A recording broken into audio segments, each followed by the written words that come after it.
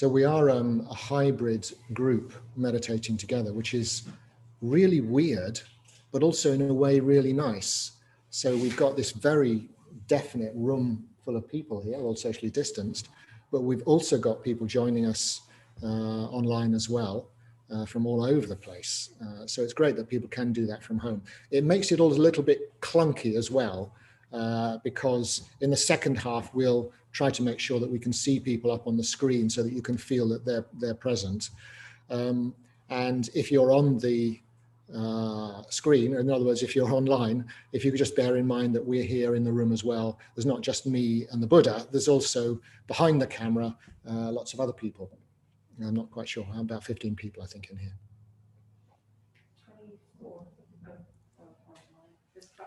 24 online as well. Yeah, great. So the way that the morning will go is that we'll have a meditation going up until about 25 past 11. Then we'll have a short break. And then Vajramitra, who's here in the corner of the room, will be giving a talk on the third precept. And there'll be a chance for questions. So just, I think the thing to do in the talk is to listen to it in a practical way, to think, well, okay, interesting stuff, but how does this actually affect me? What does it mean for me personally in my life? Is there anything useful in it? Because for me, at least, Buddhism is not of any real interest just as an old Eastern religion or a traditional set of doctrines. It's of interest because of anything that is of value to human life, and different things are going to be of value to different people. But there are some things that I feel are quite universal, especially in Buddhist meditation. And one of those, of course, is mindfulness, which is a really big thing nowadays. And mindfulness, to actually be there while your life is happening, is really crucial. And if you can train yourself to be more mindful, that's particularly fantastic. But mindfulness isn't just about following your breath, or even about being aware of the trees and the cars and all that kind of thing. Mindfulness is also an emotional awareness. It's an awareness of what you're at, where you're at, what is important to you. And also it's an awareness of people. Because in a way, for most of us, I think, the biggest part of our world is the people we interact with. And I think, I'm not showing that's for everybody, but I think for most people, that is the most significant part of our world, is the people we interact with. So how do we interact with them? What attitude do we have to them? And that's where the loving kindness meditation comes in. It's a training meditation. It's a training meditation in being present with your emotional life, enriching that emotional life, and opening it up and making it in a way more available to others, and being more aware of others. And this is in a way, a slightly more complicated thing than simply attending to your breath. In a way, it's so easy to teach that, isn't it? Just attend to your breath. Very difficult to do, but just attend to your breath. But the metta bhavana, the loving kindness meditation, is a richer, many-faceted kind of meditation, and it varies a lot from person to person. What's the best way to do it for you? So I think you need to find out your way of doing the metta bhavana. And I'm sure some people here have done it many times. If I could just ask in the room, is there anyone here who has done metta bhavana before, who knows the practice? So there's a couple of people who haven't done it yet in the room. Good. So I'm going to explain it. Then we're going to go through it. We're going to start into the meditation in a bodily fashion, in an embodied way. So before we do the meditation proper, we're going to sort of be emotionally alive to our own physical presence, our own bodies, which is a really important basis for meditation. And then we'll do the meditation proper in the usual 5 stages. So if I were you, if you're here in the room, and make sure you're just sitting comfortably for now. Maybe you might even sit at ease rather than going to your meditation posture, while I give you some explanation especially for those that are new to the meditation. So the metta bhavana means the cultivation of metta. Metta is friendliness. So metta means the natural response we have to another person when they're a good friend. It's very simple in that sense. So if you have a good friend, if you imagine, what it's like to be with them. And have we got YouTube started there, Bernadette? Yes. Good.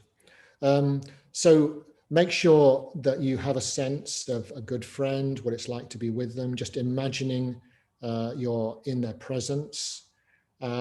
And assuming that you're getting on well with them at the moment, usually there's a feeling of pleasure, of uplift, of being with them, but also of interest in them. So it's this thing of actually taking a real interest in another person. And if they're going through a hard time, you probably genuinely feel sympathetic. You want to help if you can. If they're happy, you can share that happiness. If they're successful, if they get a good job, a new job, or they pass an exam, you can feel really happy about that. So do you get the idea? That's the kind of response we're looking for in the Metta Bhavana meditation. That same response you'd have when you're in a way just enjoying and appreciating the presence and the company of a good friend. But what we're saying is you don't have to stop with friends. You don't have to pretend that everybody is your friend. But what you can do is have an equally interested and positive response to yourself and to other people as well. And that's really valuable to be able to do that. That's a fantastic thing to be able to do. So what I want to encourage you to think about in this particular session is, how do you get that feeling of caring about another person? How do you do it? And there are many ways, and you may have your own way of doing it. But one of the things that's suggested in the old traditional Buddhist texts is what's called the exchange of self and other. And in the exchange of self and other, it's putting yourself into another person's shoes. But it's something that's taken me a long time to realize, what does that mean, to put yourself in somebody else's shoes? And quite often what I would do was I would imagine that I was in their situation. So, you know, if my friend was a young mother or something, I'd imagine, oh, what would it be like if I had this little baby and was trying to look after it, and what would my life be there? But that's a good thing to do, but there's another stage to it, where you see if you can use your imagination to have a sense of not what it's like for me to be in their situation, but what's it like for them to be in their situation, a different person. And this is an astonishing thought, that they are just as centrally aware in their universe as you are in your universe. They are just as prominent. They're just as important in a way as you are. And this is quite an amazing thought, I think. I don't know whether it's not so much a thing to argue about, you know, your philosophy could go all over the place with it maybe, but it's just that sense of the extraordinary feeling of, okay, just imagine if I was them, with their history, with all their own connections, with their talents, with their weaknesses, with their memories, with all the mistakes they've made, you know, all the achievements that they've got, all that sort of thing. So you might want to see if you can do that. And in the meditation practice, we will use the good friend, and you may find it relatively easy because you probably know them fairly well. But we're also going to use then a neutral person. So there, now we choose somebody, it might even be somebody here in this room, or somebody if you're at home, a neighbor or something like that, but somebody who isn't very important to you. And in this case, you don't really know them, so you've really got to imagine. And your imagination may be wrong, but that's fine. As you try and put yourself in their shoes, imagine what it's like to be them, and then wish them well. Really, really hope that things go well for them. And then we do it for a difficult person, somebody in your life who's a bit of a problem for you at the moment, or there's a bit of a miscommunication going on. Or even if you're used to the practice, you can choose somebody who you're having a really big problem with. You know, this is a good way of working with that. And then we'll radiate it out in the last stage. So those are the 5 stages of the practice: for yourself, for a good friend, for a neutral person, for a difficult person, then radiating it out. And I'll lead you through all this as we go. Do we have any questions? And you can put your questions online in the chat if you want to. Any questions about that? I will give you some tips. Is that okay? Do you want to give that a go? It can be a really good fun meditation, this, because you're using your imagination. And you can let your imagination go wherever you like in the meditation.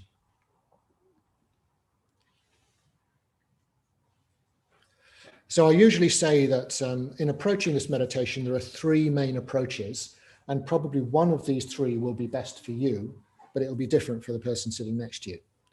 The first approach, the one that the Buddha used when he taught this meditation, I should say this is traditional Buddhist, goes right back to the beginnings of Buddhism. What he would say, he would just teach people little sort of mantras, little phrases to say. So you'd say of your good friend, you'd say to yourself, may you be happy and feel secure. That's the phrase he uses in the Metta Sutta, where one of the places he teaches this meditation. May you be happy and feel secure. But you may have your own phrase. You may just use the word happiness or the word peace or the word flourishing or some really nice word for you that sort of signifies what you'd really like for the people that you like. So that's the first thing to do, use a phrase. The second thing you can do is to do it in a physical way. So here it's almost as if you can feel the loving kindness, the friendliness, the metta as a warmth or even a light. And it's usually associated with the heart chakra, which means the center of the body behind the breastbone. And you may have a sense of that warmth, the life that you feel in your body. But then see if you can imagine that filling your body in the first stage and then going out to the other person in each of the other stages. So it becomes something visceral. It's something you can really feel in the body. And then the third way to do it is to use your visual imagination. And in this case, you think of a place or a situation that is really good, really calm, really rewarding place to be, really good memories with it. It could be your imagination, what's the Maldives like on the beach at this time of year? Or it could be somewhere, well, maybe you've been to the Maldives, but I haven't. But it could be somewhere you know really well, a lovely garden or a concert hall where you've listened to beautiful music, or standing in front of a beautiful picture, or being with your granny if you love your granny, something like that. So you think of some situation like that, and you can bring the other people into that situation as well in your imagination and imagine them enjoying it as much as you do. So those are some tips. Those are 3 methods, words, body, imagination, that may help you in the meditation, may help you to sort of contact that friendliness. Any questions?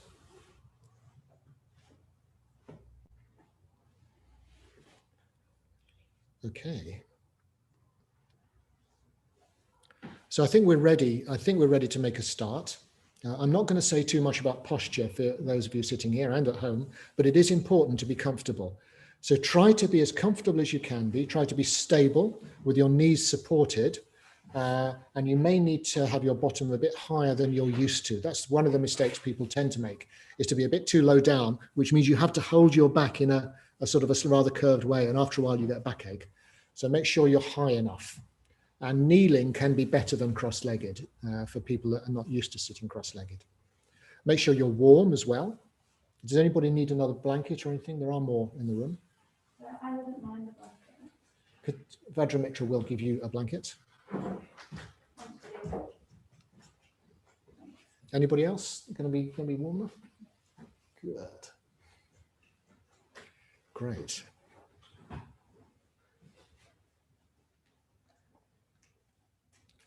So we will be looking in the second half, I think. Vajramitra is going to be giving this talk, and it'll be on contentment, but there may be some element to do with relationships and sexual ethics, because that's part of this precept. And I think that this meditation is very important for that, because it's to do with treating other people as human beings who are as important as yourself. And anything to do with romance and sex, we can tend to get quite selfish. And this is a lovely meditation to do, to make us realize, well, we're not the only person in a relationship. The other person is really important as well. And we need to take them into account and realize that their needs, their desires, their sensitivities may be different from ours.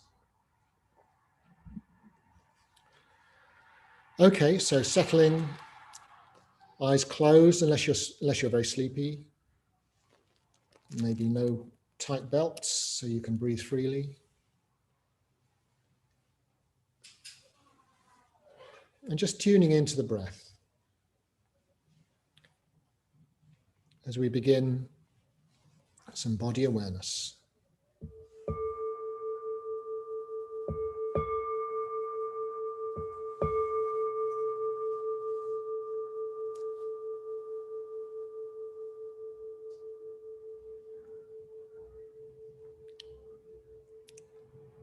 So your ears and your eyes have been focused outside, maybe for this day, maybe for the whole week, and just for the last few minutes while I've been talking.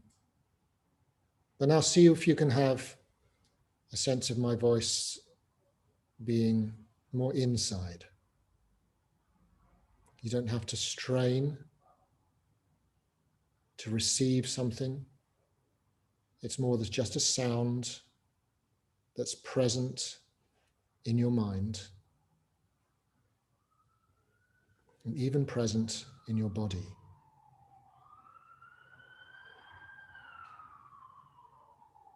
So here we are, we're a physical being.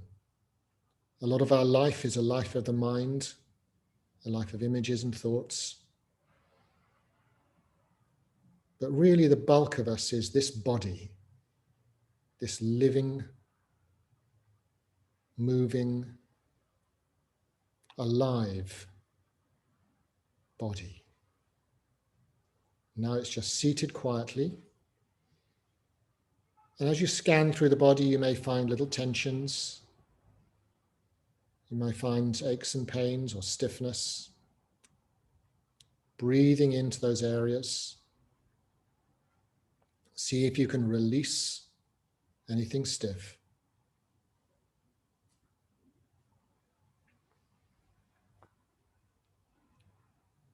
This body is the precious vehicle that takes us through our life. That's the Tibetan angle on the body.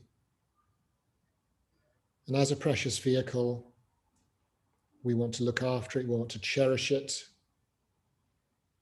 It's not perfect, but we can feel gratitude for all that it does for us. The breathing, the blood flow, digestion, the nervous system. See if you can tune in to the living presence of your whole body. And some parts of the body tend to be forgotten and neglected.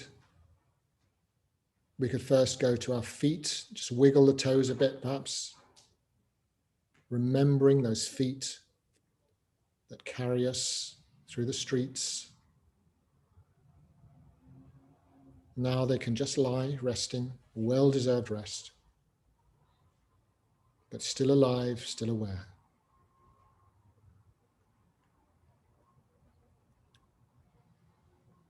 Tuning into our legs. And we can do this with the breath. We can tune in on the in-breath. We can release on the out-breath.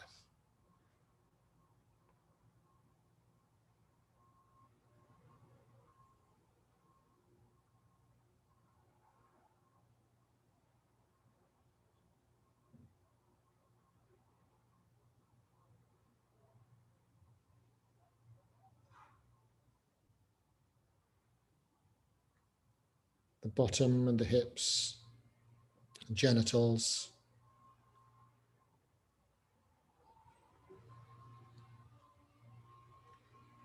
And feel the touch of the clothing on the skin. Feel the weight of the body being borne by the buttock bones.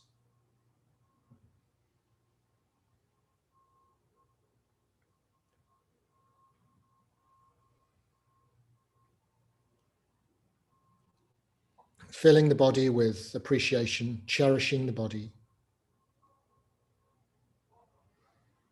And the back, another part that sometimes is forgotten and neglected. Filling the back with awareness. As if a good friend was giving us a gentle back rub. Imagine how nice that is just to let those muscles relax.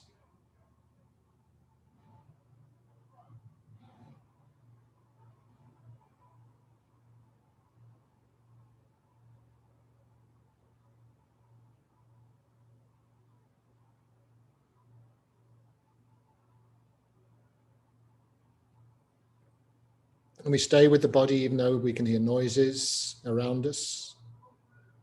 We don't exclude those noises, but we are centered on our own body,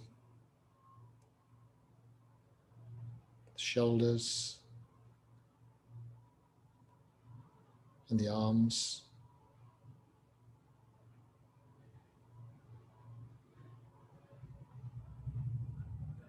the hands lying in our lap or on our legs.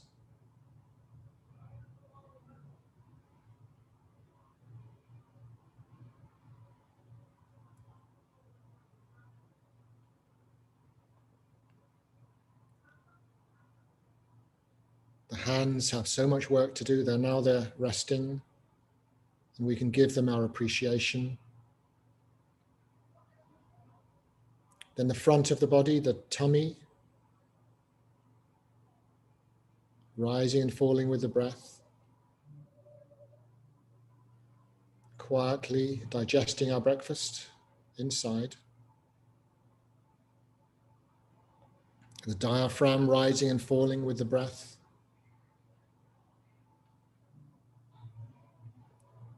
And the lungs, the chest.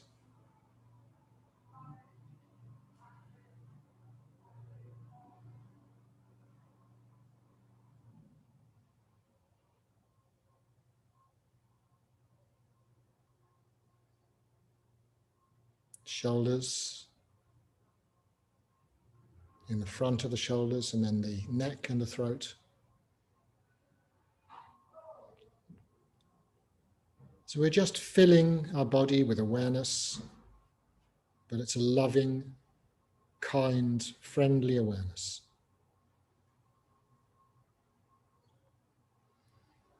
Scalp and the head. And finally the face.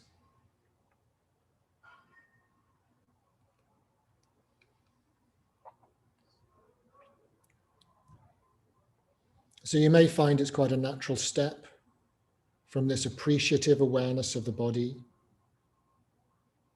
its life and its relaxation. Just a natural step to the first stage of the metta bhavana meditation. Cultivating friendliness within ourselves.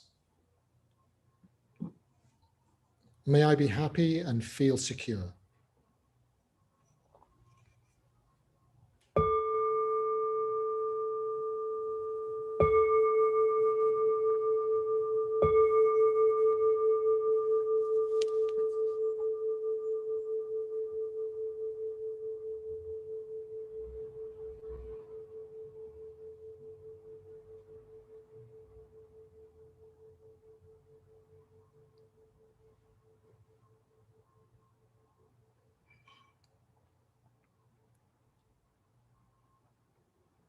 So just for a few minutes, we have the chance to be with ourselves, caring for ourselves, remembering what's important to us, wanting the best for ourselves.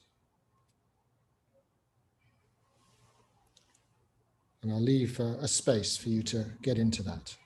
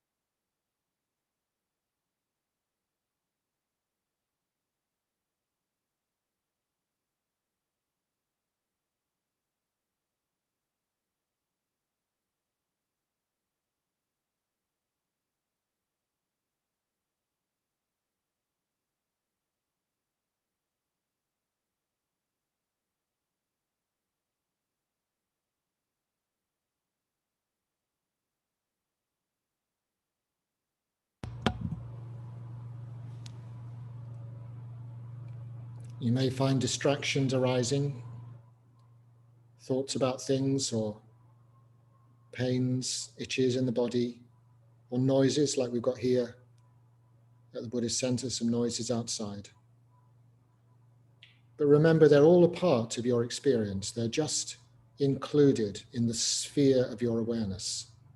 And it's that whole sphere of awareness that you're regarding with love and with friendliness. So include all of that in your friendliness. Don't worry about trying to exclude the distractions.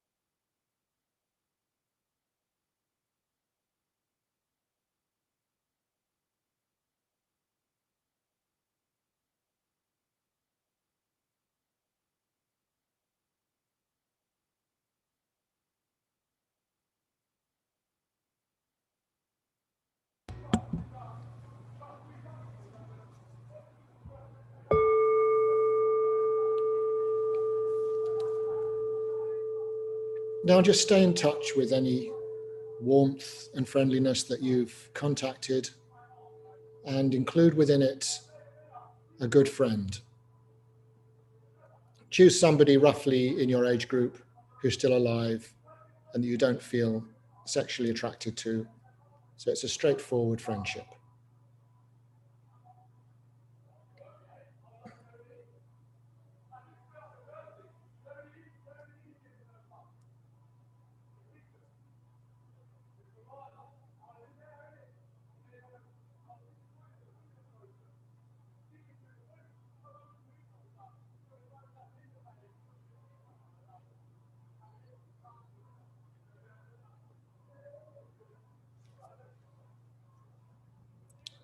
May the friend be happy and feel secure. Or you can come from the body, the warmth and the light going out to them. Or you can use your imagination, imagine them in a pleasant, calming situation.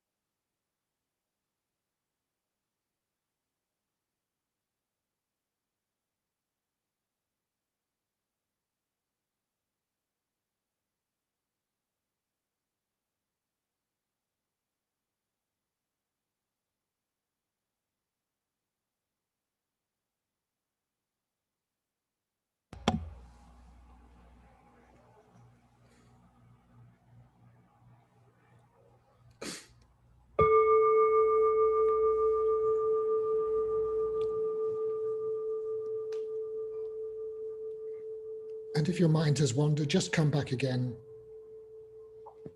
to a sense of loving kindness for your friend. But then let the image of your friend fade and bring to mind a neutral person. You can choose anybody you like, but somebody that you can at least vaguely think of. May they be well. May they be happy. May they feel secure.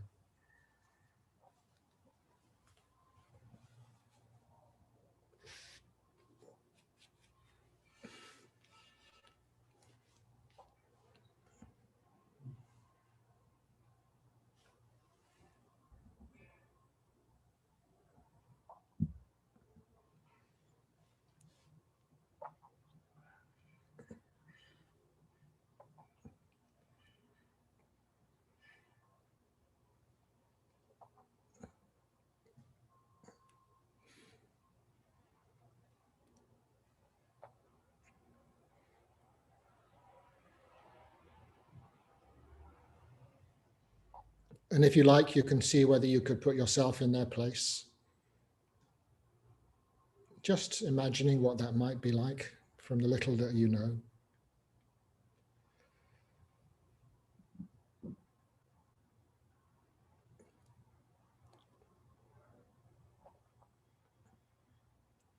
And then just appreciating that from their point of view, all their experiences is important. It matters.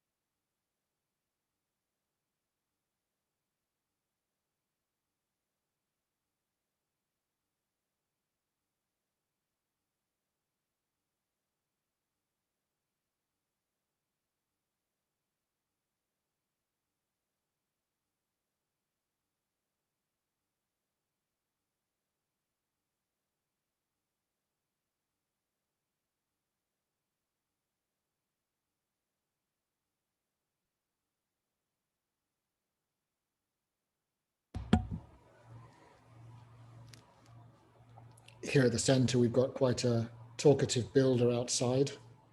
So he could be the neutral person.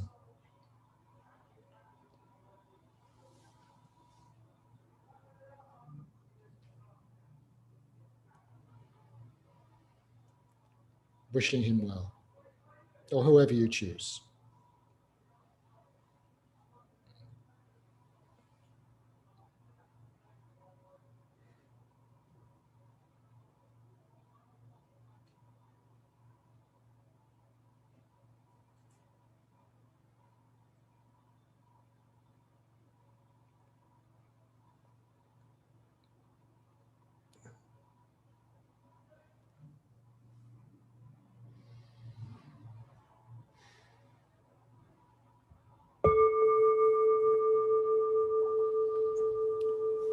Now the fourth stage. So taking a minute or two just to connect with loving kindness, with friendliness, yourself, your friend. And see if you can keep the flow of that loving kindness going, even as you bring to mind a difficult person who normally might irritate you, frighten you, annoy you. Putting on one side any grievances, any particular problems, and just concentrating on them as another human being, someone who can be happy, can be contented, wishing a good life for them, even though you find them difficult.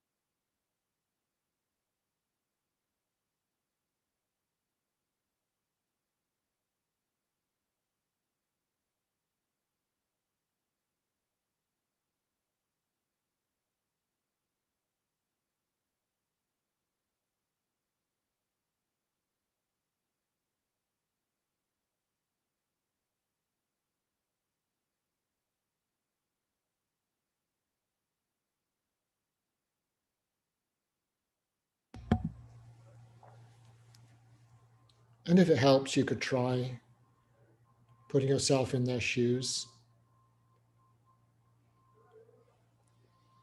What would it be like to be them, facing the particular difficulties of their life, but also the rewards, the people that do get on well with them?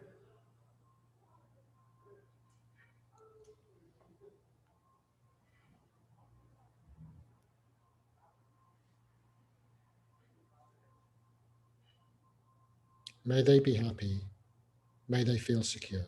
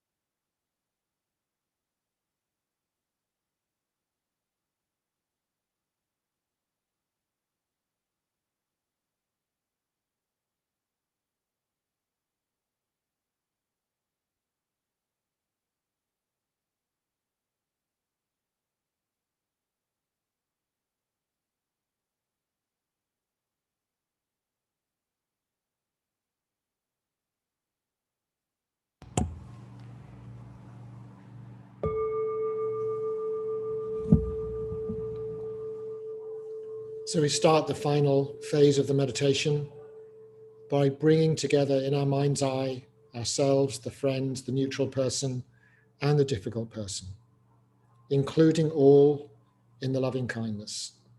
See if you can be non-exclusive in your loving kindness.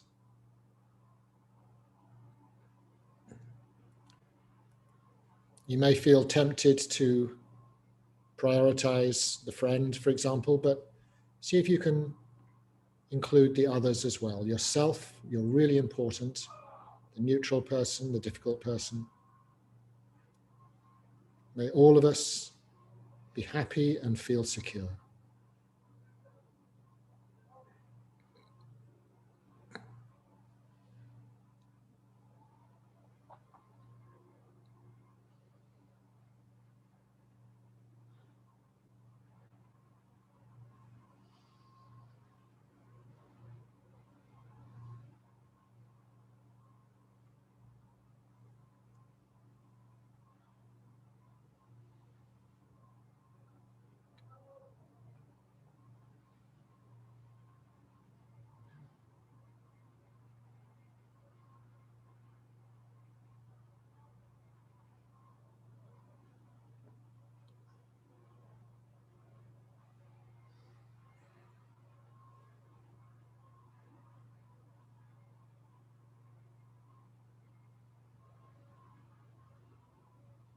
And now we expand the metta outwards.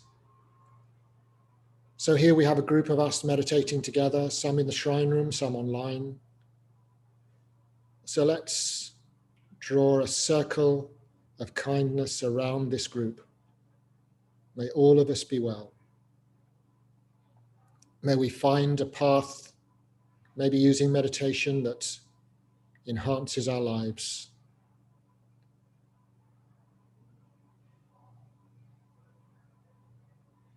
May we all find meaning, creativity, delight.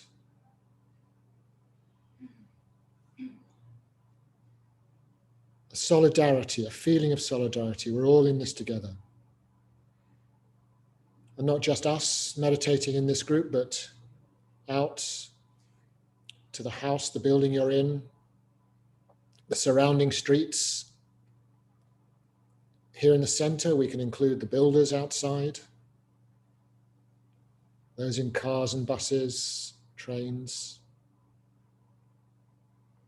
Spreading the metta outwards like a warm light, like a red light, the red light of the Buddha of the West, perhaps.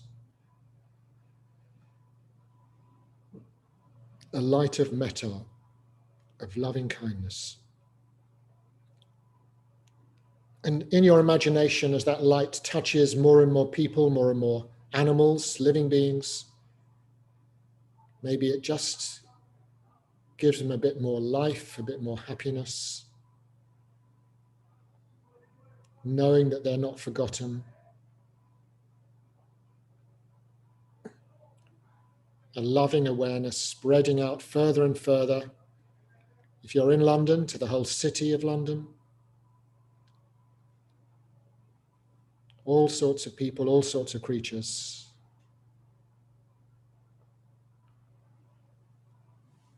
Those who are affected badly by the pandemic through illness or loss, or fear and isolation, depression.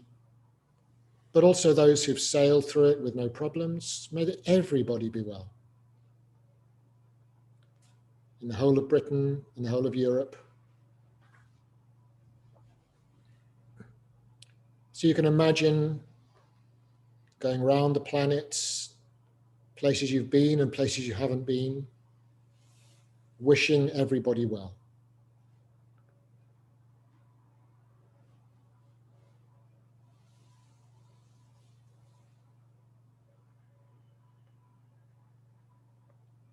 So just have a sense of expansiveness, of openness from the heart center, the friendliness radiates outwards, embracing the world, embracing all life everywhere. Life in the oceans, life in the air, life in the mountains, in the forests, people in cities, people in countryside.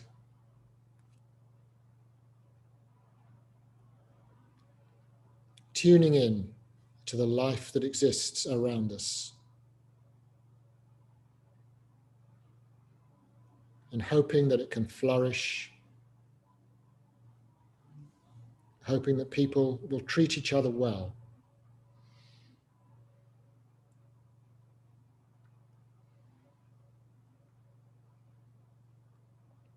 So just sit with that expansive feeling for a minute or two, not trying to do anything.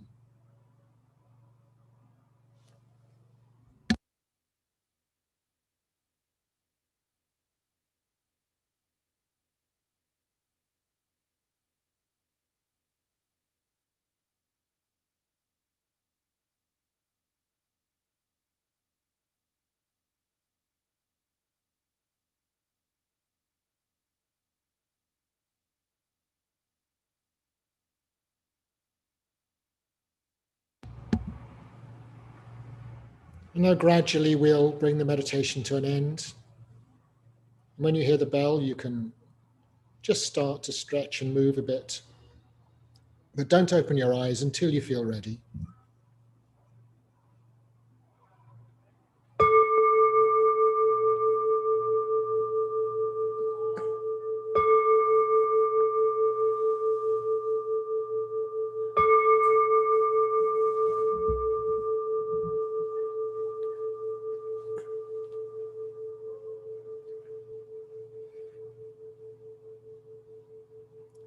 Oh, well, thank you very much for participating in that meditation. Do try it at home if you haven't already. It's quite good to alternate it with mindfulness meditation, mindfulness of breathing meditation. But also make sure that you let it spread into your life and your behavior. So it's not just a thing that's happening in your mind. See if you can let it make a difference in your interactions. So there's a little bit more patience with other people, perhaps, but also a little bit more consideration of yourself and your own needs.